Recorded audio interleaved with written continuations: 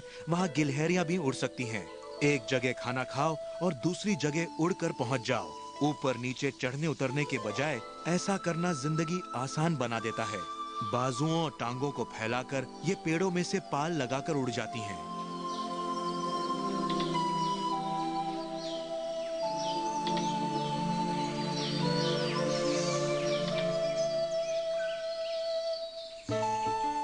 तेज नजर और मजबूत पकड़ उसे पेड़ों के बीच इधर उधर जाने में मदद करते हैं। लीमर्स, जिनका विकास बंदरों से भी पहले हुआ था, उन्होंने मैडागास्कर में पहले पहल ये काम शुरू किया था। ऐसी उड़ानें भरने वाले सबसे माहिर हैं वेरो के शिफाका।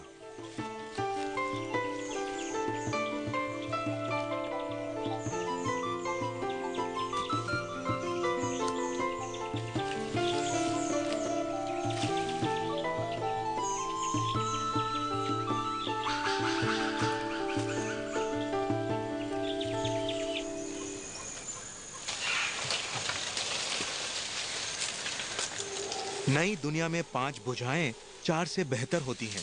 दक्षिण अमेरिकी हाउलर बंदर बड़े और भारी होते हैं, पर रहते पेड़ों पर ही हैं और उनकी पूंछों की पकड़ उन्हें गिरने नहीं देती।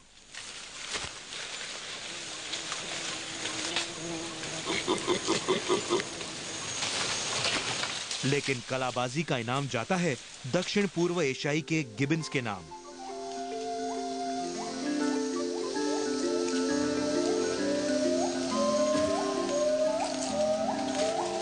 एक बार में 30 फुट की छलांग।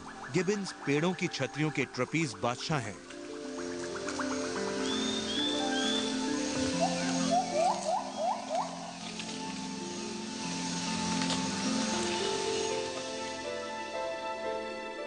उष्णकटिबंधीय वनों में पशुओं और पौधों के जीवन एक दूसरे में ऐसे गुथे हुए हैं कि उन्हें अलग कर पाना लगभग नामुमकिन है।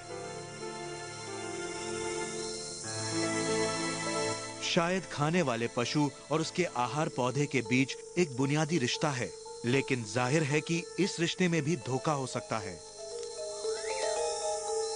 इन अमेज़ोनियन चींटियों को हम पत्ते काटने वाली कहते हैं, क्योंकि यही तो ये करती हैं। ये पत्ते काटकर उन्हें अपने घोंसलों में ले जाती हैं।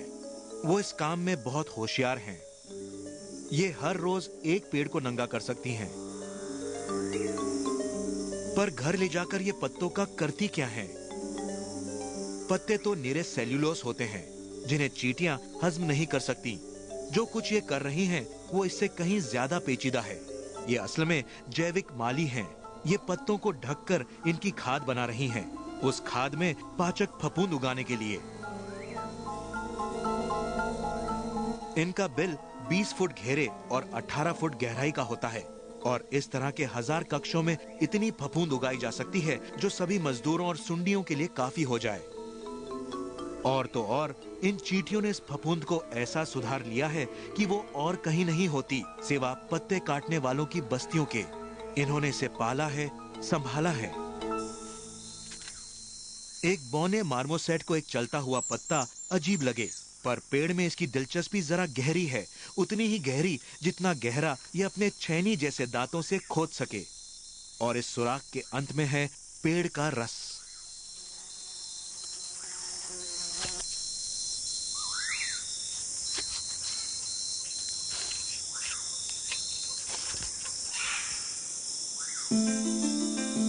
लेकिन पशु और पौधे का ये रिश्ता एक तरफा नहीं है।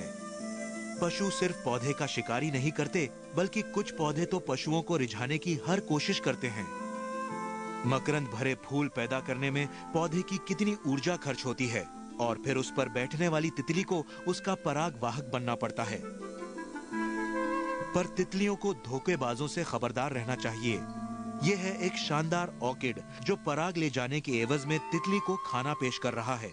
तितली आकर बैठती है, मकरंद ढूंढती है, पर जब तक उसे ये मालूम होता है कि ये पौधे के वेश में एक शिकारी है, तब तक बहुत देर हो गई। ये शिकारी है ऑर्किड मैंटिस।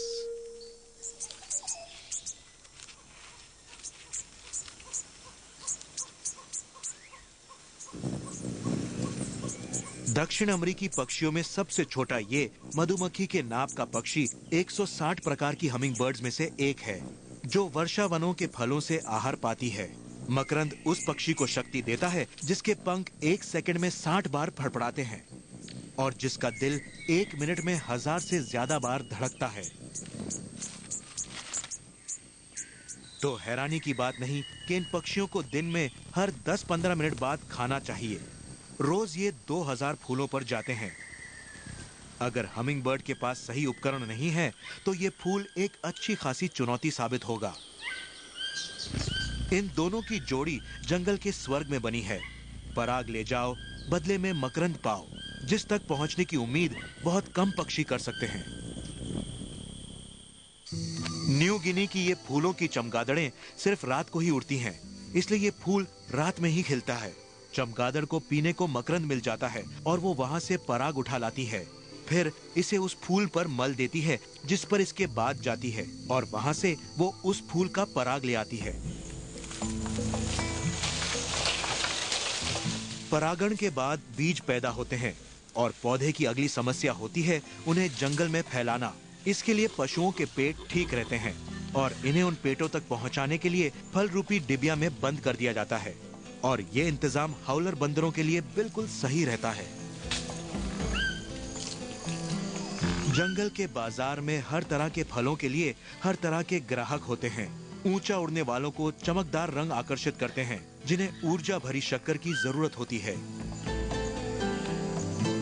दक्षिण अमेरिकी टूकैन छोटे से छोटा फल भी तोड़ लेता है।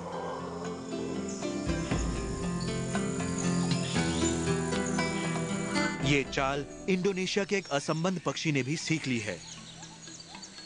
ग्रेटर सदबी का हॉर्नबिल उड़ते उड़ते फल तोड़ लेता है।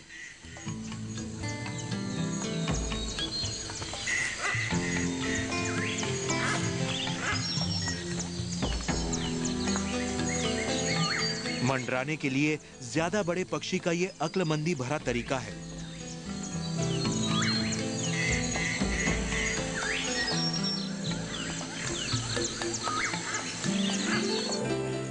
पक्षी सिर्फ फल ही नहीं, गिरीदार बीज भी खाता है।